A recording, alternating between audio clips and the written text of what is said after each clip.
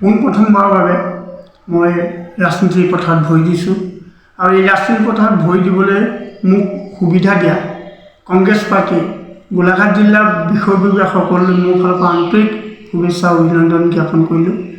তেখেতসকলে আজি মোৰ ৰাইজৰ কাম কৰিবৰ বাবে যি সুবিধা দিছে, এটা গধুৰ দায়িত্ব, জিলা পৰিষদৰ সদস্যৰ দৰে এটা গধুৰ দায়িত্ব মোক অৰ্পণ কৰিছে।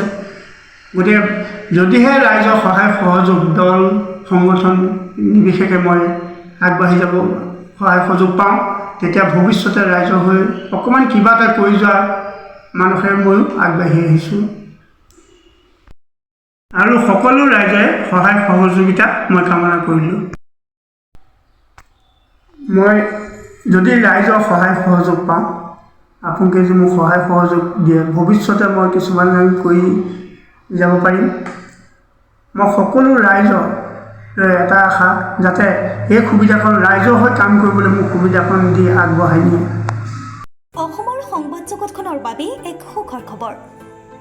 আপোচবিহীন ৰাইজৰ কণ্ঠ সাপ্তাহিক কবচ পুনৰ এবাৰ অসমৰ ৰাইজৰ মাজলৈ।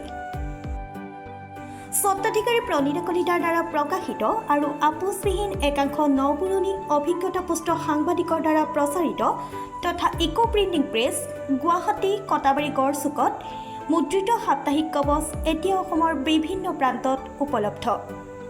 আমাৰ ঠিকনা মুখ্য কাৰ্যালয় অসম ফৰেষ্ট স্কুল, হৰি মন্দিৰ পথ, গুৱাহাটী আৰু উপ কাৰ্যালয় Kalita market, Bijoynagar, Kamrup, Assam. Mobile number হৈছে 9435114666 70024728813।